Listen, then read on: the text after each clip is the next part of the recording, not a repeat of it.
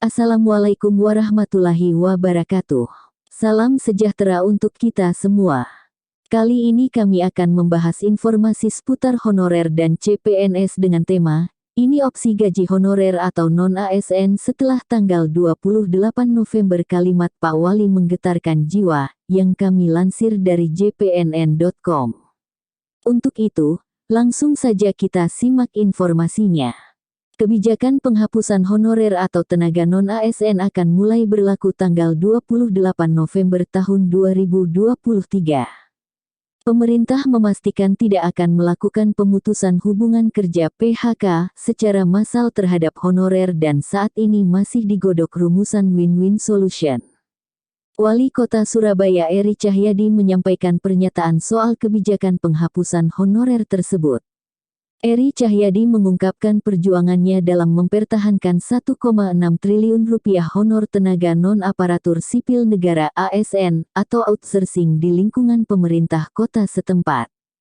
Ada kabar bahwa seluruh pegawai non-ASN di seluruh Indonesia akan dihapus dan sudah tidak boleh lagi, tetapi, jika tidak dihapus mereka harus ikut pihak ketiga.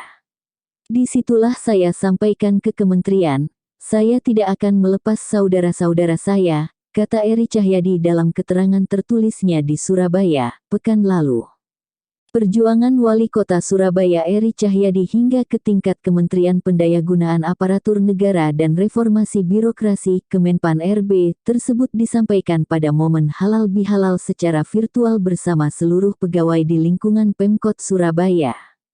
Eri mengungkapkan berdasarkan Peraturan Pemerintah Nomor 49 Tahun 2018, tenaga honorer atau non-ASN harus sudah dihapus per tanggal 28 November tahun 2023. Sebab, dalam Undang-Undang RI Nomor 5 Tahun 2014 disebutkan bahwa ASN hanya terdiri dari pegawai negeri sipil (PNS) dan pegawai pemerintah dengan perjanjian kerja P3K. Untuk itu, Wali Kota Eri menghadap ke Kementerian Pan-RB. Di sanalah dia berkukuh untuk mempertahankan tenaga non-ASN agar jangan sampai dilepas atau ikut pihak ketiga. Menurut Eri Cahyadi, jika hal itu dilakukan, Surabaya akan hancur dan terjadi pengangguran yang luar biasa. Kalau saudara-saudara saya ini dilepas dari tenaga kontrak di Surabaya, hancur kota Surabaya, akan terjadi pengangguran luar biasa. Maka, saya mohon maaf tidak akan melepas mereka, kecuali mereka ada kesalahan yang memang melanggar hukum, kata Cak Eri panggilan akrab pria kelahiran tanggal 27 Mei tahun 1977 itu. Perjuangan Cak Eri mempertahankan tenaga non-ASN, sempat mendapatkan penolakan dari kementerian, sehingga terjadi perdebatan argumen antara Wali Kota Eri dengan pihak Kementerian Pan-RB, meski akhirnya kemudian diberikan opsi jalan keluar. Kemudian, saya diberikan jalan keluar oleh kementerian.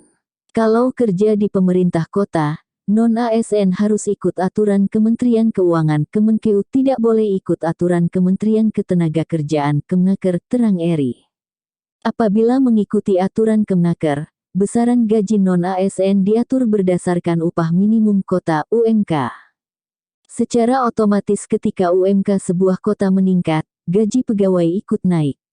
Sementara jika mengikuti aturan Kemenkeu, besaran gaji pegawai non-ASN dihitung berdasarkan beban kerja. Itu pilihan yang sulit bagi saya, karena kalau ikut UMK, gaji naik terus, tapi teman-teman non-ASN harus ikut pihak ketiga perusahaan swasta outsourcing. Tapi, kalau ikut pihak ketiga, apakah sudah pasti teman-teman ini akan mendapatkan besaran gaji UMK, ujarnya. Jika mengacu pegawai swasta seperti petugas keamanan dan kebersihan yang ikut pihak ketiga justru mendapatkan besaran gaji jauh di bawah UMK. Saya tidak rela kalau teman-teman ikut pihak ketiga perusahaan swasta. Maka, itu non-ASN, saya pertahankan, akhirnya ikut aturan Menteri Keuangan, katanya. Cak Eri menjabarkan pada tahun 2021 pegawai penunjang di lingkup Pemkot seperti petugas keamanan dan kebersihan, besaran honor sekitar 4,3 juta rupiah per bulan mengikuti aturan Kemnaker atau UMK.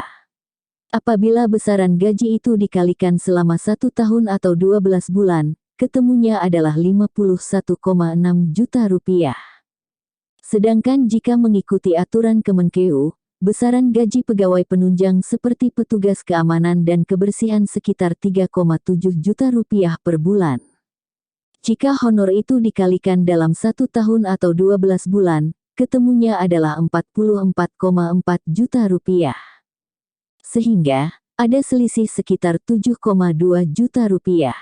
Akhirnya saya menghadap lagi bertemu Pak Menteri Pan-RB, tidak bisa ini jaraknya, selisih terlalu jauh. Akhirnya, disampaikan Pak Menteri kalau ikut aturan Menteri Keuangan, ada gaji ke-13, ujarnya. Sehingga, jika gaji 3,7 rupiah dikalikan 13 bulan, maka dalam 1 tahun mendapatkan 48,1 juta rupiah. Nah, jika 48,1 juta rupiah dibagi 12 bulan, maka pegawai penunjang per bulan masih menerima gaji 4 juta rupiah lebih, kata Cak Eri. Cak Eri mengatakan di seluruh Indonesia tercatat jika Pemkot Surabaya paling banyak memberdayakan tenaga kontrak atau non-ASN. Jumlahnya mencapai sekitar 28.000 pegawai. Sedangkan jumlah pegawai PNS Pemkot hanya sekitar 15.000. Dengan jumlah pegawai non-ASN sebanyak 28.000, kata dia, anggaran yang harus dikeluarkan Pemkot Surabaya untuk membayar honor mereka dalam 1 tahun mencapai sekitar 1,6 triliun rupiah. Besarnya anggaran yang dikeluarkan Pemkot untuk membayar honor pegawai non-ASN itu mendapat sorotan dari sejumlah pihak. Karena itu saya dimarahi, diejek kementerian, tetapi saya tidak bergeming, karena saya tidak mau non-ASN ikut pihak ketiga perusahaan yang gajinya bisa di bawah 3,7 juta rupiah. Bahkan, jika ada acara di mana-mana, saya digunjingkan karena pegawai non-AS-nya terbanyak dan tidak dikurangi, katanya. Mendapat penjelasan Wali Kota Eri itu, sejumlah pegawai pun lantas menyampaikan terima kasih. Satu persatu pegawai dari beberapa instansi mewakili rekan-rekannya mengucapkan terima kasih, karena sudah menerima gaji ke-13 sebelum Hari Raya Idul Fitri 1444 Hijriah.